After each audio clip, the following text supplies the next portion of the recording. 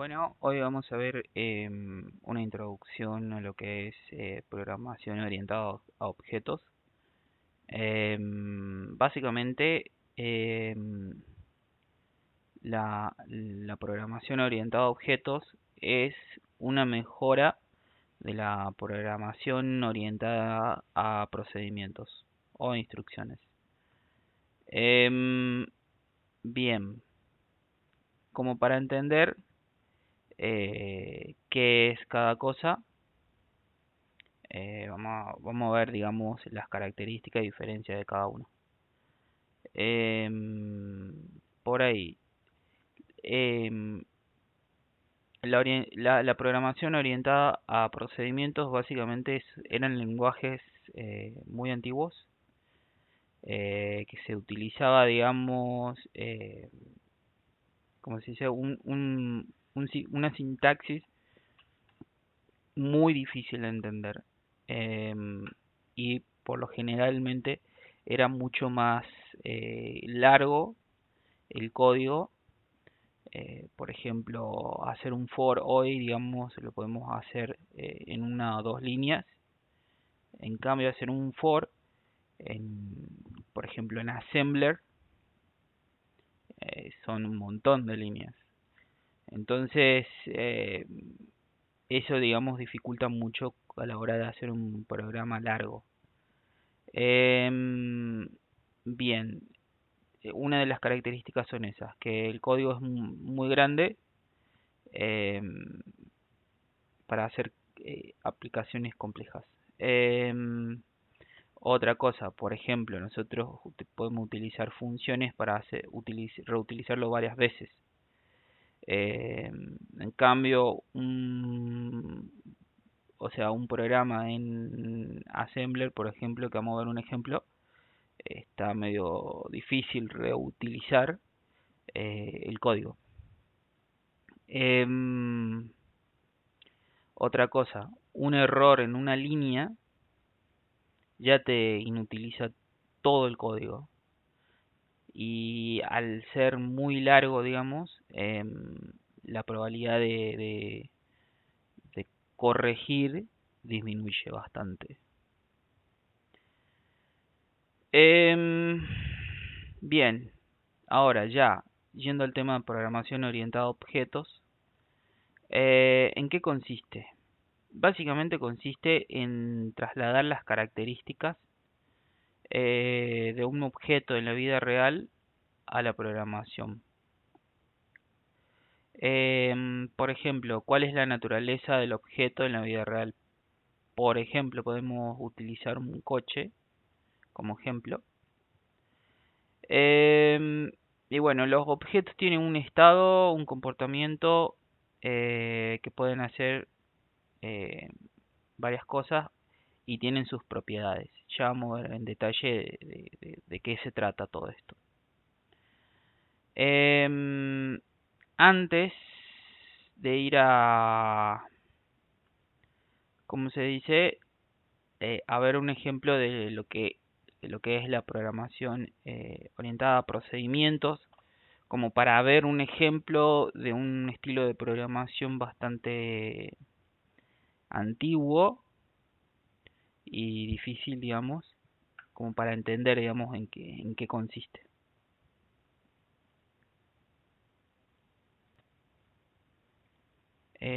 Bueno, como para ver un ejemplo de lo que sería la programación orientada a procedimientos, vamos a ver este.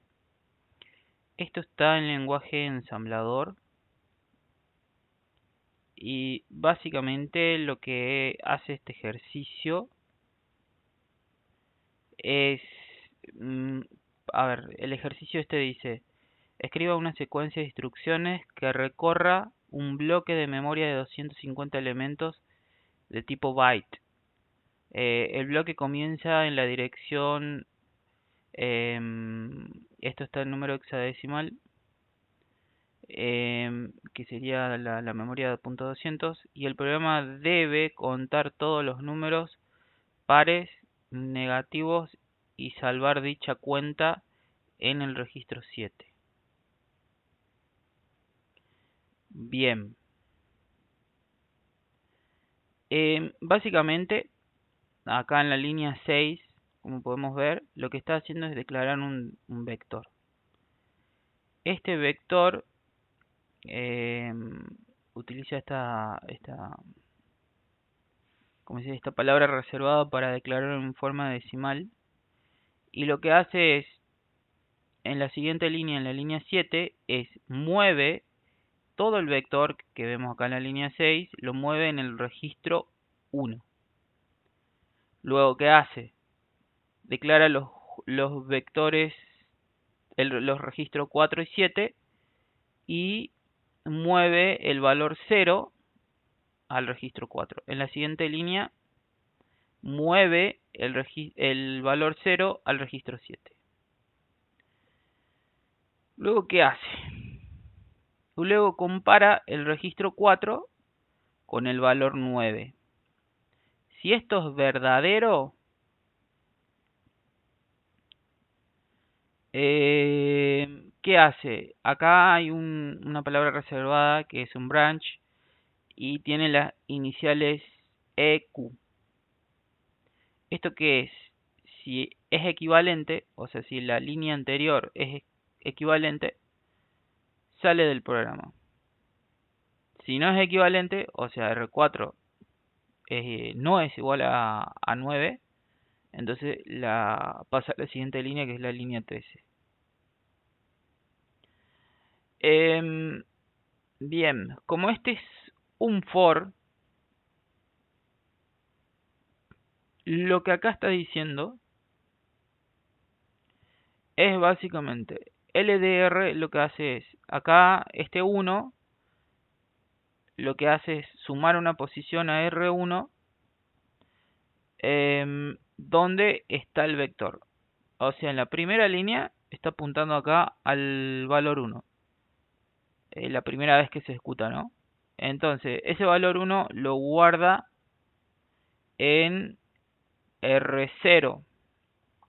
Luego, acá hay una comparación entre el valor 1 y el número 0, que está acá. Si esto es igual, digamos, si esto se cumple, digamos, avanza. Pero acá, como se dice, está la palabra reservada AND. AND en assembler significa multiplicación. Entonces lo que hace es R1, perdón, R0 por 1 y luego lo guarda en el registro 2. Ese valor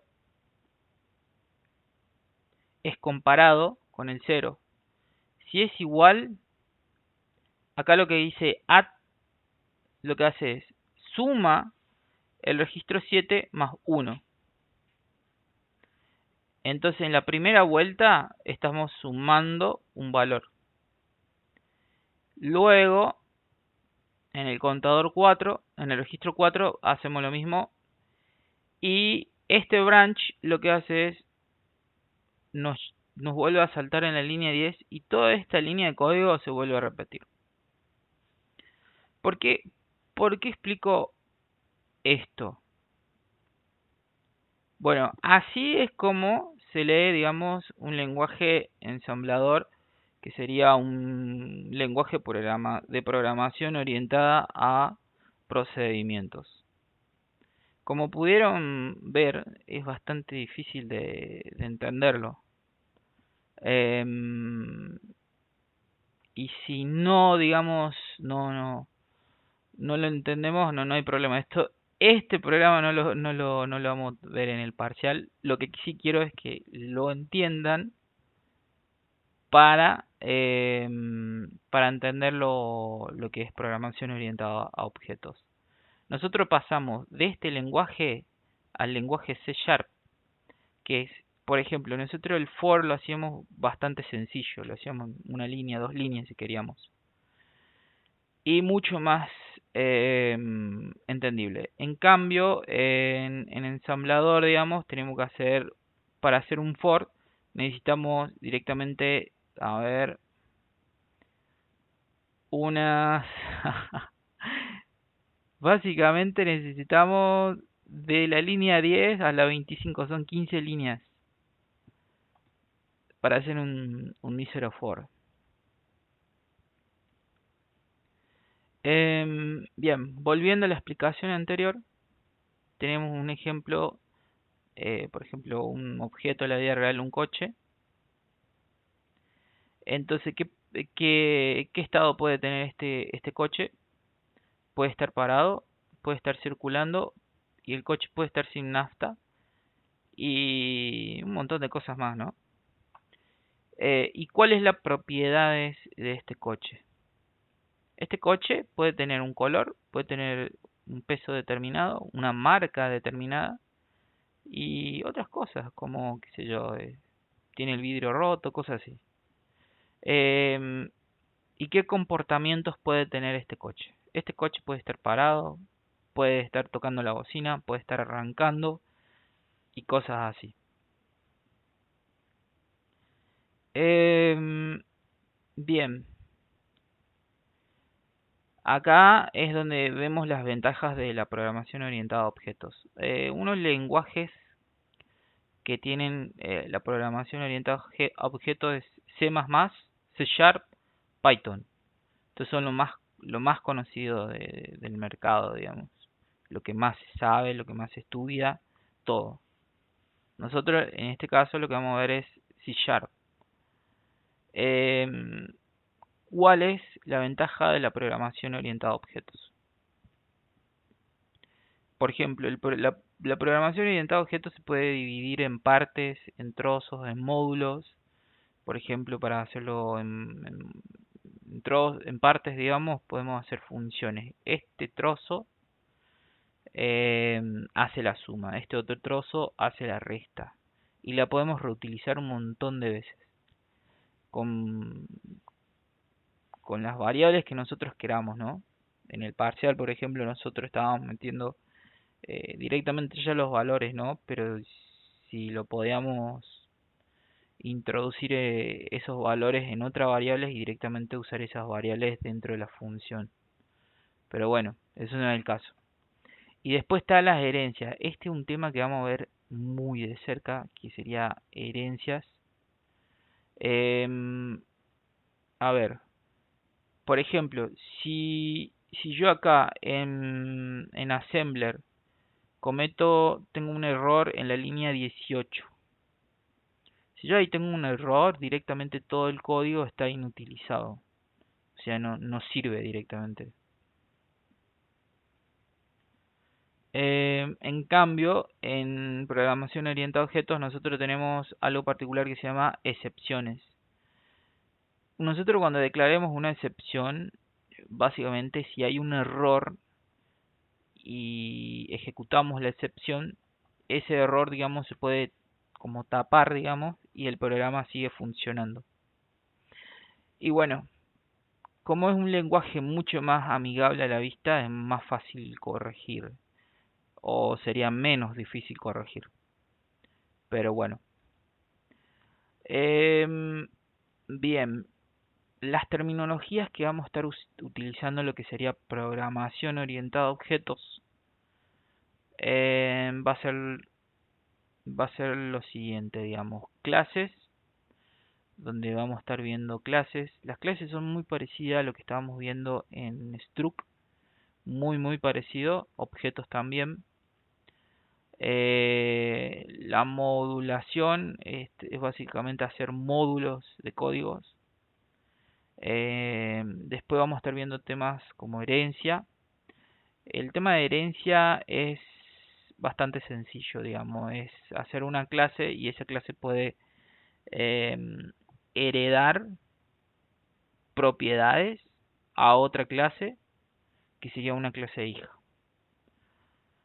Y bueno, y también polimorfismo, que va a ser el último tema que vamos a ver en la materia, digamos. Em, Volviendo a lo que es, qué sé yo, reutilizar el parte del código. Por ejemplo, Nosotros acá puse una imagen de un chasis con un par de motores, perdón, con un motor, digamos, un manubrio, frenos, ruedas, por ejemplo, como para hacer una herencia. Nosotros podemos hacer una clase que sería, qué sé yo, este chasis. Y este chasis se puede reutilizar, qué sé yo, por ejemplo, el Citroën, un auto, digamos, puede tener el mismo chasis, o sea, la misma base que un Peugeot 207, por ejemplo. Y digamos, lo que cambiaría sería la carrocería. Sería lo que cambiaría, digamos. Por ejemplo, como para explicar excepciones. Nosotros en ensamblador, por ejemplo, si una parte se rompió, chao, no anda más.